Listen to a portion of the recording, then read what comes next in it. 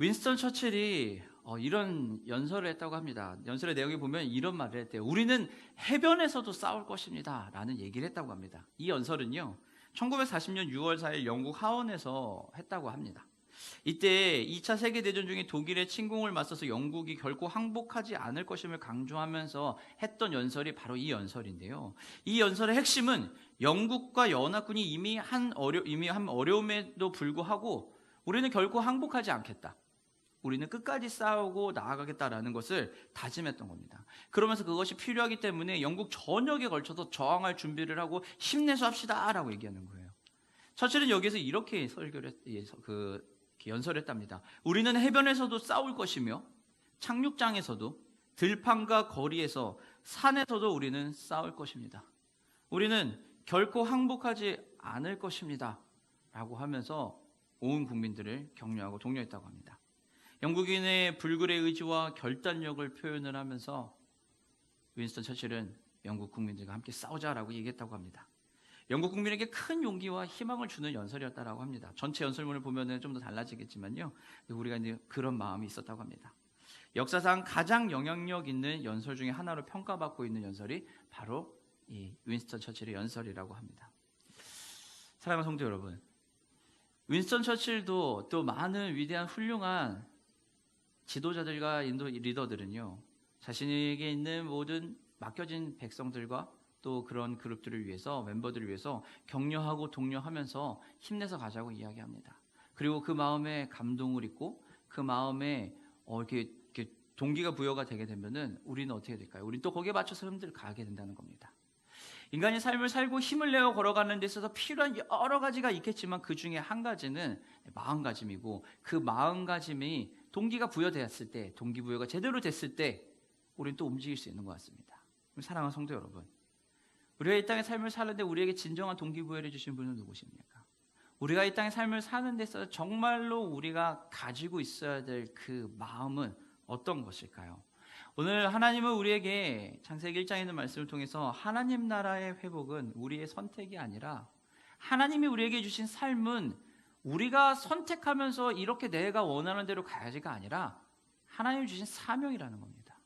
여러분이 직장을 다니시고, 여러분이 가정에서 생활을 하시고, 여러분이 사업을 하시고, 우리 친구들이 공부를 하는 이 모든 것들은 내가 하고 싶고 내가 원하기 때문에 선택을 했다라고 얘기할 수 있지만, 그러나 그것이 가능할 수 있도록 하신 분은 바로 하나님이시고, 하나님이 그 일 가운데 온전히 감당할 수 있는 힘을 주신다라는 겁니다.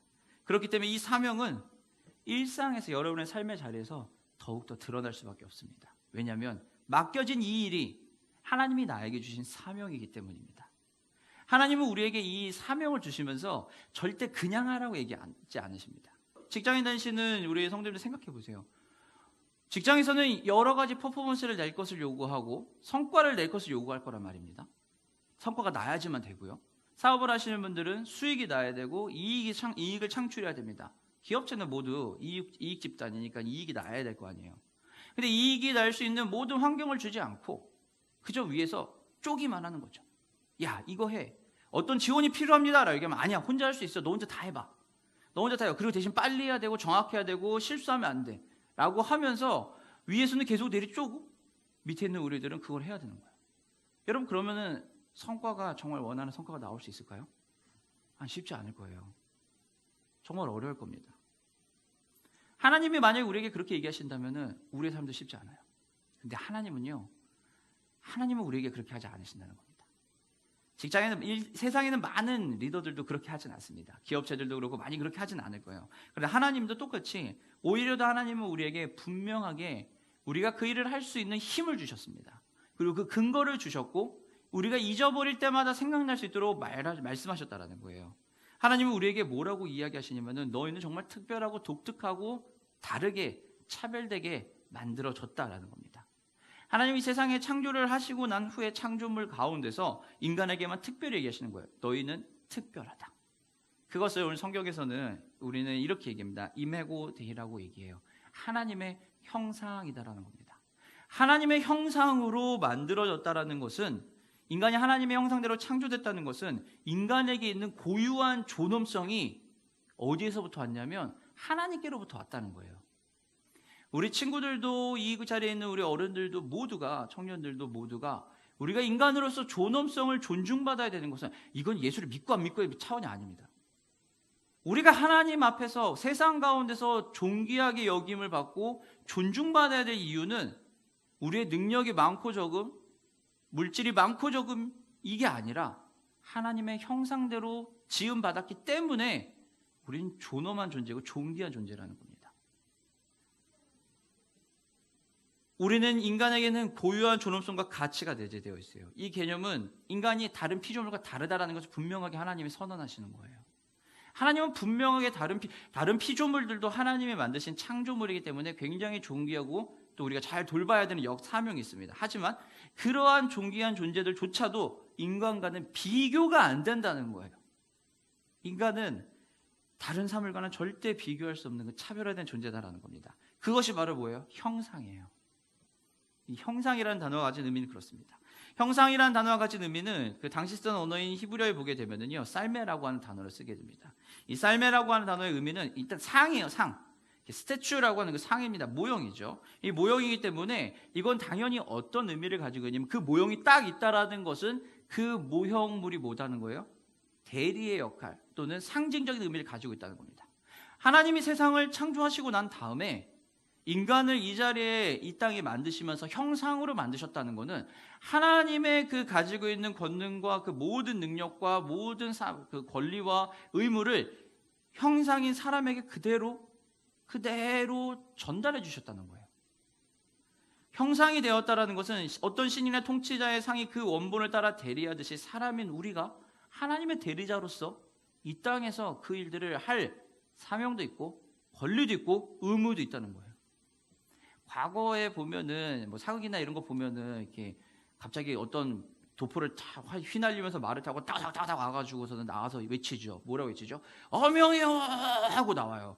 어명이요라고 하는 이야기를 듣는 순간 집에 있던 사람들이나 무슨 뭐 유배가 있던 분들이 모두 어떻게 돼요? 다 뛰어 나와가지고 왕이 오지도 않았음에도 불구하고 도포를 휘날리고 온 대리인에게 어떻게 무릎을 탁 꿇고서는 말씀을 받게 돼요. 왜 그럴까요?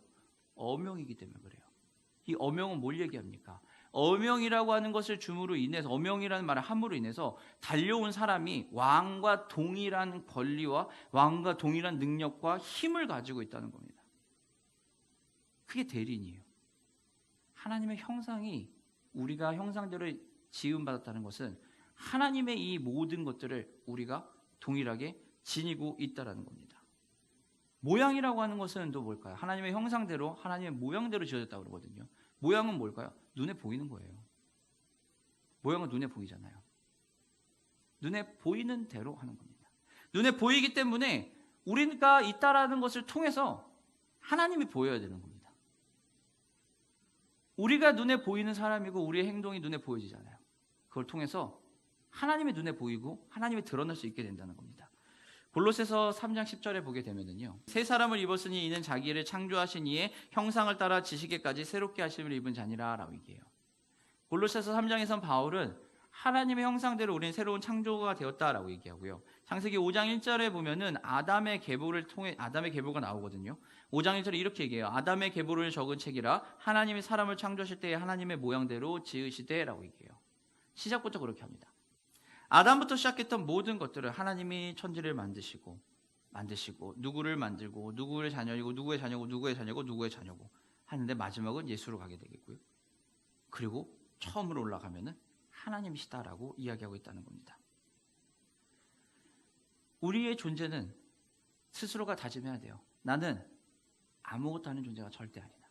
나는 굉장한 능력과 굉장한 의미를 가진 존중받아야 되는 존재다라는 겁니다. 여러분은 여러분의 모습 그대로 존중받아야만 마땅한 분이라는 겁니다. 하나님의 형상을 지음받은 것이 우리가 회복해야 되는 모습이에요. 내가 삶을 사는 데 있어서 내가 회복해야 되는데 내가 정말로 회복해야 되는 것은 다른 게 아니라 바로 이 하나님의 형상입니다. 존엄성을 회복해야 됩니다. 우리가 회복해야 되는 궁극적인 그 하나님의 형상이 어떤 모습이냐? 예수 그리스도 그분이죠. 그래서 우리는 예수님을 본받고 살아가고 예수님을 믿고 예수님 주신 힘으로 예수님과 동행하면서 걸어가는 겁니다. 우리가 예수님과 똑같이 살 수는 없습니다. 그분은 신이시기 때문에 인간의 모든 것을 하실 수 있지만 우리는 그분과 똑같이는 할 수가 없어요. 하지만 우리가 회복해야 되는 형상의 궁극적인 모습, 저 천국에서 살아갈 때 그 회복할 궁극적인 모습은 바로 그리스도가 이 땅에 살아가시던 것과 똑같다는 거예요. 그리고 그리스도는 이 땅에서 모든 것을 완벽하게 해결하시고 가셨다는 거죠. 고린도후서 4장에 보면 바울은 이렇게 고백을 해요. 이 세상이 신이 믿지 아니하는 자들의 마음을 혼미하게 해서 그리스도의 영광의 복음의 광채를 비치지 못하게 함이니 그리스도는 하나님의 형상이다라고 얘기합니다. 세상이 혼미해졌기 때문에 그리스도 형상을 제대로 못 보는 거죠. 그리스도의 형상이 사라진 게 아니에요. 세상 가운데 살아가기 때문에 그리스도 형상이 잘 모르고 안 느껴지기 때문에 내 삶에서도 하나님의 형상이 잘 안 보일 뿐이죠. 우리가 믿음이 없어서 그런 게 아니에요. 우리가 하나님의 형상대로 만들어지지 않아서 못하는 게 아닙니다.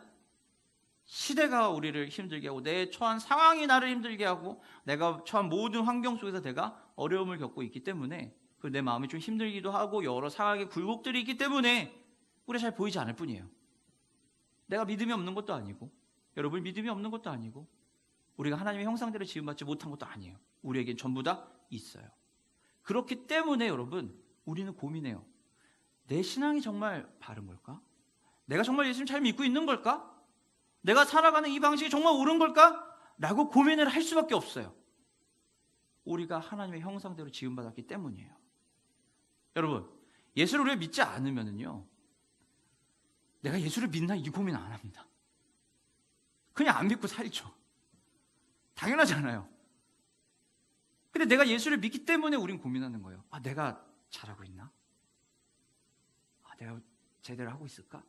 이 고민을 하는 겁니다. 하나님은 우리를 창조하시고 우리에게 하나님의 능력을 주셨을 뿐만 아니라 우리에게 하나님께서 무엇을 원하시는지도 알려주셨어요. 그리고 역할을 주셨고 사명을 주셨어요. 근데 이것이 혼자 할 수 있는 게 아니라는 것을 하나님은 또한 알고 계셔서 우리와 함께하는 삶을 만들어 주신 거예요. 그게 바로 누굽니까? 남자와 여자예요. 남자와 여자를 만드셨기 때문에 하나님이 남자와 여자를 만드셨기 때문에 남자와 여자는 하나님 안에서 동등한 존재고 하나님의 일을 각자에게 주어진 모습대로 각자에게 주어진 역할대로 감당을 하는 겁니다. 하나님께서 아담과 하와를 창조하시고 나서 어떻게 얘기하셨냐면은 아담에게 하와를 하와에게 아담을 어떤 존재로 만드셨냐면요 돕는 배필로 만드셨다고 얘기합니다. 여기서 돕는 배필이라는 것은 어떤 거냐면은 나의 부족함을 채워주는 역할이에요. 근데 그 부족함을 어떻게 해야 채워줄 수 있냐면요 나 이거 필요하니까 너가 이거 나 해줘야 돼. 나 이거 필요하니까 네가 이거 해줘야 돼. 이게 아니라요. 이 돕는 배필이라는 얘기는 스파링을 하듯이 상대방을 마주보고 있는 거죠. 이렇게 컨트롤 이렇게 마주보고 있을 거 아니에요. 대련을 하든 뭘 하든 마주보고 있으면 어떻게 될까요? 상대방의 약점이 보이겠죠. 약점도 보이고 빈 공간도 보일 겁니다. 그 빈 공간을 공격해야지 점수를 딸 거 아니에요. 그 빈 공간을 찾으면 내가 그 자리를 메꿔주는 거예요. 나 이게 부족하니까 네가 이거 해. 그게 아니라 삶을 열심히 살다 보니까 부족한 부분이 있네. 근데 그 내 옆에 있는 사람이 어떻게 하는 거예요? 그걸 메꿔주는 거예요. 그게 돕는 배필입니다. 공동체도 마찬가지예요. 공동체도 똑같아요. 열심히 신앙생활을 하고 이것저것 이 모양 저모양 다 섬기고 있어요. 봤더니 그리고 나서 쓱 돌아봤더니 공동체 빈 모습이 있네? 그럼 어떻게 할까요? 내가 들어가서 그거 하는 거예요. 가정에서도 각자의 삶의 자리에서 각자 역할대로 움직이면서 갈 거예요. 근데 그 역할대로 움직이면서 가다가 어느 날 봤더니 아이들이 또는 아내가 남편이 약간 힘들어하고 버거워하네? 그럼 어떻게 할까요? 힘들구나 어렵구나라고 하는 게 아니라 다가가서 그걸 도와주는 거예요. 왜냐하면 그 자리가 그 버거운 자리가 도움이 필요한 자리니까요. 하나님은 남자와 여자를 창조하셨다는 것은 바로 이거예요. 서로가 서로를 도우면서 갈 수 있다는 겁니다. 나에게 주신 축복은 하나님이 우리에게 주신 축복은요 하나님이 나를 혼자만 만들어 놓은 게 아니라 돕는 배필 남자와 여자로 만드셔서 함께 살아갈 공동체를 주셨다라는 거예요. 둘이 하나님 가운데서 하나님은 하나님의 형상의 전체를 볼 수 있게 만들어 주시는 거예요. 혼자서 완벽한 게 절대 아니라는 겁니다. 그리고 그 하나님께서는 우리에게 그래서 그 일을 어떻게 할 것이냐 무엇을 해야 될 것이냐라는 우리의 질문이 있을 수 있기 때문에 하나님은 거기에 우리에게 명령을 주신 겁니다. 그게 바로 문화 명령입니다. 창세기 1장 28절 말씀입니다. 하나님이 그들에게 복을 주시며 하나님이 그들에게 이르시되 생육하고 번성하여 땅에 충만하라 땅을 정복하라 바다의 물고기와 하늘의 새와 땅에 움직이는 모든 생물을 다스리라 하시니라. 하나님께서 우리에게 하셨던 말씀 무엇이냐면은 하나님 주신 사명은 이거예요. 땅을 정복하고 그리고 생육하고 번성해야 되고 땅을 충만하게 해야 되고 바다의 물고기와 하늘의 새와 땅을 움직이는 모든 생물을 다스려야 됩니다. 그것이 우리에게 주신 하나님 주신 사명이에요. 하나님은 우리에게 지배할 것을 요구하셨고 하나님은 우리에게 청지기의 삶을 살 것을 요구하셨어요. 근데 여기서 지배한다라는 것이 단지 어느 위에 군림해 가지고 하는 것이 절대 아니라는 겁니다. 우리에게 하나님이 주신 이 사명은 뭐냐면은 우리에게 책임과 우리에게 권한을 주셨을 뿐만 아니라 책임도 동시에 주셨다라는 거예요. 그렇기 때문에 그것들을 누리는 겁니다. 정복하고 다스리는 역할을 해야 돼요. 그리고 하나님이 이것을 하실 때 어떻게 해요? 그냥 주신 게 절대 아니에요. 처음에 뭐라고 시작하시죠? 하나님이 28절에 보면 이렇게 하나님이 그들에게 뭘 주셨다고요? 복을 주셨다고요. 하나님은 절대 우리에게 야 너 이거 해야 돼라고 하면서 네 맘대로 해 이러지 않아요. 너가 이걸 해야 되는데 힘이 필요하거든. 근데 복을 너에게 줄게. 힘을 내가 너에게 줄게 라는 겁니다. 이 복이라고 하는 단어는 바레크라고 하는 당시 쓰던 히브리어의 단어를 씁니다. 이 바레크라고 하는 단어가 가진 의미는 뭐냐면요. 힘을 이렇게 전수해 준다 이런 의미예요. 전수해서 넘겨준다라는 그런 의미가 바로 이 바레크 복이라는 겁니다. 그리고 또 하나가 있어요. 이 또 하나가 있는데 그 의미는 또 어떤 게 있냐면은 하나님을 찾게 한다라는 의미예요. 그리고 마지막에 한 가지 더 의미를 가지고 있는데 그것은 뭐냐면은 하나님 앞에 무릎을 꿇다, 즉 예배한다는 의미를 갖고 있습니다. 즉 하나님이 복을 주셨다라는 것은 세 가지예요. 하나님을 찾을 수 있게 하시고 하나님 앞에 예배할 수 있게 하시고 그리고 하나님의 그 권능을 덧입혀 주셔 강함으로 채워 주셨다. 이 세 가지를 다 가지고 있는 겁니다. 그러니 우리는 이 중에 세 가지를 취사 선택하는 것이 아니라 이 세 가지를 다 쓰면 되는 거예요. 힘들면 하나님 찾으면 되고요. 위로가 필요하면 하나님 예배하고 하나님과 즐겨 교제하고 싶으면 하나님 예배하면 되고요. 그리고 내가 모든 맡겨진 사명을 감당할 때 내 일을 해야 될 때는 하나님 주신 강함으로 하시면 돼요. 이 중에 선별적으로 할 게 아니라는 겁니다. 하나님 그리고 어떻게 해요? 정복하고 다스리라는 거죠. 정복하고 다스린다는 것은 어려운 거 아니에요. 조정하는 거고 조절하는 겁니다. 세상이 잘 돌아갈 수 있도록 잘 배치를 하고 잘 다스려 만져줘서 조정하고 조절하는 것. 그것이 바로 정복하고 다스리는 겁니다. 일터에서 직장에서 나 혼자 다 할 필요가 없다는 겁니다. 나는 나에게 맞는 일을 하고 그리고 옆에 있는 사람은 옆에 있는 일을 하면 돼요. 조절하고 조절. 톱니가 아구가 맞아서 이렇게 돌아가듯이 착착착착 돌아가듯이 맡겨주는 것을 감당하면 돼요. 관리자 역할을 하시는 분들은 어떻게 하시면 될까요? 당연히 이 톱니가 어떻게 해요? 잘 돌아갈 수 있도록 그 옆에서 관리를 해주시면 되겠죠. 하나님의 사명을 감당하기 위해서 하나님 우리에게 복을 주셨죠. 그리고 하나님의 사명을 감당해서 복을 주시고 그 복으로 하나님을 구할 수 있도록 하시고 하나님을 시작할 수 있게 하시고 그리고 하나님 앞에 예배할 수 있게 하시고 강함을 주셔서 감당하게 하셨다는 겁니다. 하나님의 형상으로 지음을 받은 우리는 하나님의 방법대로 이 세상을 다스리시면 돼요. 여러분 주신 그 방법대로 다스리면 돼요. 잘 돌아갈 수 있도록 정말 완벽하게 돌아갈 수 있도록 하면 됩니다. 완벽하게 안전하게 돌아가는 거죠. 이 돌아간다는 것 다시 한번 설명드리겠지만 조절하고 조정하는 거예요. 제가 단어 설명은 다시 더 드리진 않았는데요. 이 단어도 마찬가지입니다. 다스린다는 것은 뭐냐면 우리가 정복하고 다스린다는 단어의 영어 단어를 보면 subdue라고 하는 단어를 쓰고 있거든요. 이 subdue라고 하는 단어의 가진 의미는 어떤 것이냐면요. sub이라고 하는 게 이게 아래쪽을 얘기하는 거거든요. 여러분 아시는 sub로 시작하는 SUB로 시작한 단어 뭐 있으시죠? 서브웨이 있잖아요. 지하철. 서브웨이가 왜 지하철일까요? 지하에서 길을 통해서 가기 때문에 지하철이에요. 서브는 밑에요, 밑에. 여러분 잘 아는 subject라는 단어도 있죠. 주제라고 하는 건데 그건 뭘까요? 모든 것의 토대가 되는 게 주제잖아요. 아래쪽에 서브 아래쪽에 젝트는 집어 넣다거든요. 하단부로 밀어 넣는다라는 뜻이에요. 그게 subject예요. 서브는 밑에라는 뜻입니다. subdue라고 하는 건 뭐가 될까요? 그러면 아래쪽에서 움직일 수 있도록 조정을 해준다는 겁니다. 아래쪽에서 움직일 수 있게 조정하고 조절한다는 건 뭐예요? 잘 돌아갈 수 있게 만들어준다는 거예요. 그래서 정복하고 다스리는 거는 내 마음대로 한다가 아니라 내가 있는 곳이, 내가 소속된 곳이 잘 돌아갈 수 있도록 조절한다는 겁니다. 그러면은 그렇게 잘 돌아가게 조절하려면 어떻게 할까요? 내가 원하는 대로만 할 수가 없겠죠. 내가 원하는 게 있어도 그것이 우리가 있는 공동체가 가는 방법이 아니면 좀 지금 필요한 게 아니면 어떻게 해요? 잠시 뒤로 빼는 거예요. 그리고 어떻게 하면 됩니까? 다시 그것이 할 수 있을 때까지 기다리거나 또 다른 방법을 찾으면 됩니다. 왜요? 조절해서 가는 거니까요. 그게 하나님 우리에게 주신 거예요. 그런데 인간이 타락함으로 인해서 무슨 일이 벌어집니까? 인간은 이기적인 존재로 변해버렸죠. 그 타락의 원인 때문에 그래요. 그 타락했기 때문에 우리는 어떻게 해요? 이기적인 목적을 위해서 창조물을 남용하기 시작하죠.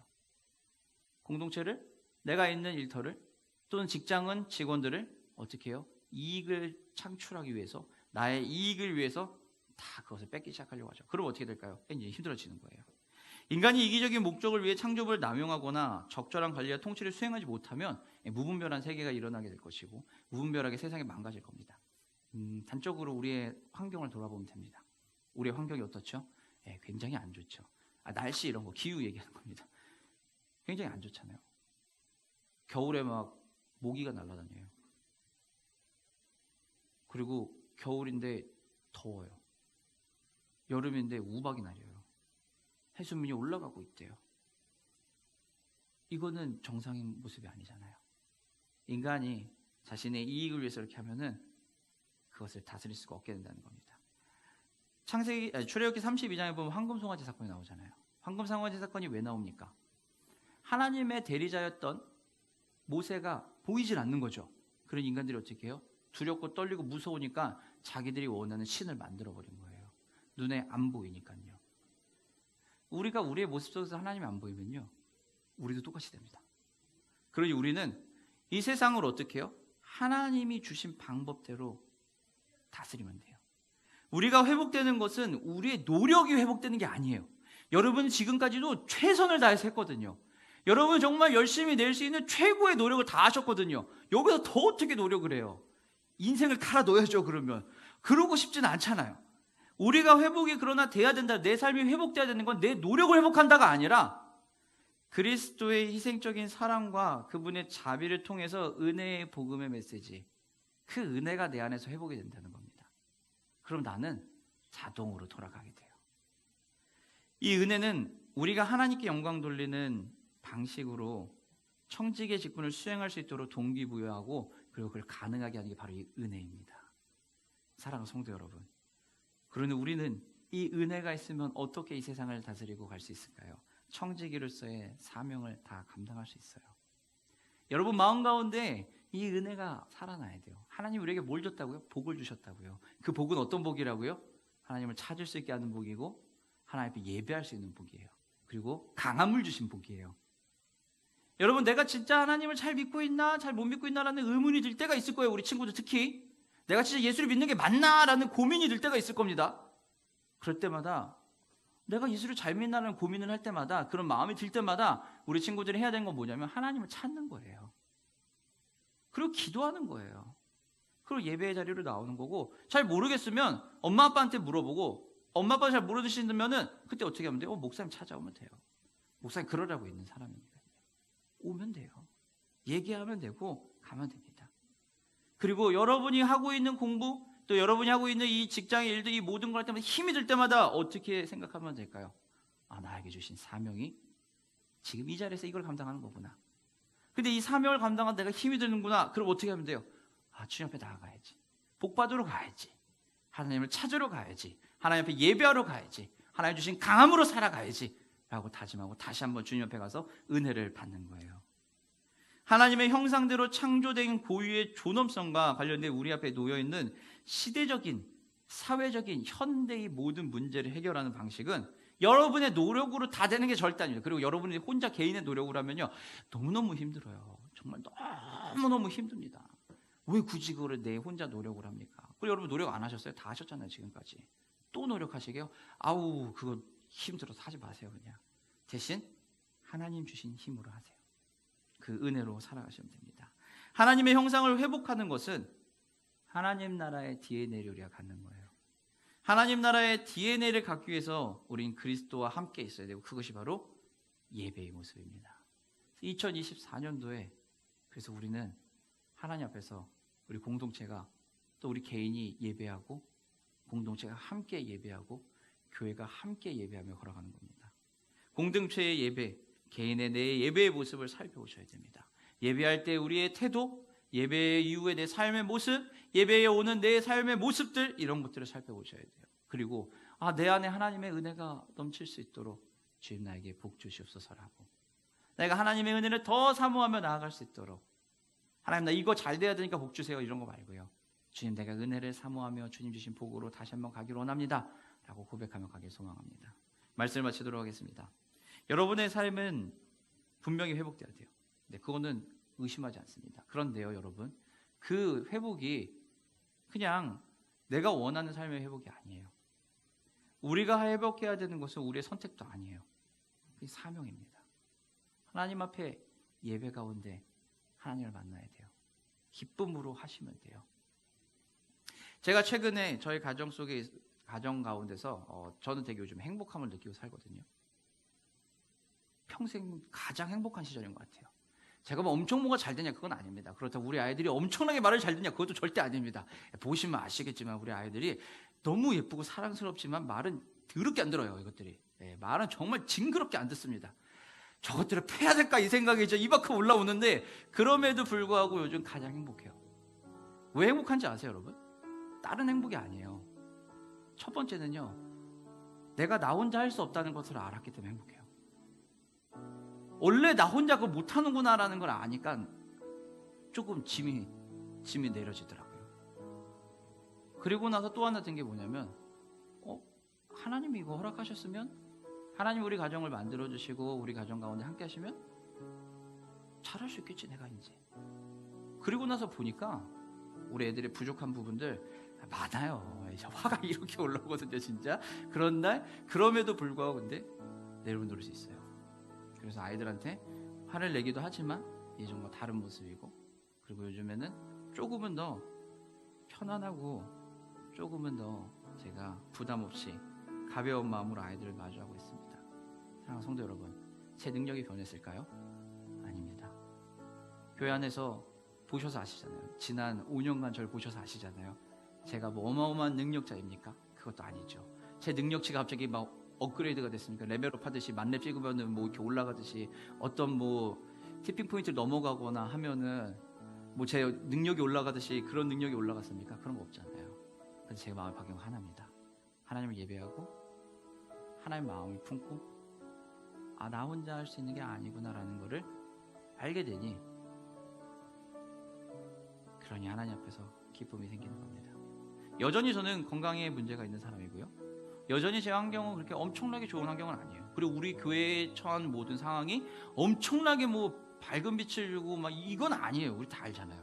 그럼에도 불구하고 제가 이 자리에서 여러분과 함께 예배하고, 제가 이 자리에서 여러분과 함께 힘내서 다시 가자고 얘기할 수 있는 이유는 단 한 가지, 예수님 우리에게 계시기 때문에 그래요. 오직 예수뿐입니다. 우리를 채워주실 분도 예수님이고, 우리와 함께 하실 분도 예수님이고, 우리의 부족함을 넉넉하게 해주실 분도 예수님이고, 우리의 답답함과 우리의 아픔과 우리의 속상함을 다 쏟아내고 하소연할 곳도 예수님뿐입니다. 그 예수님 붙잡고 나가는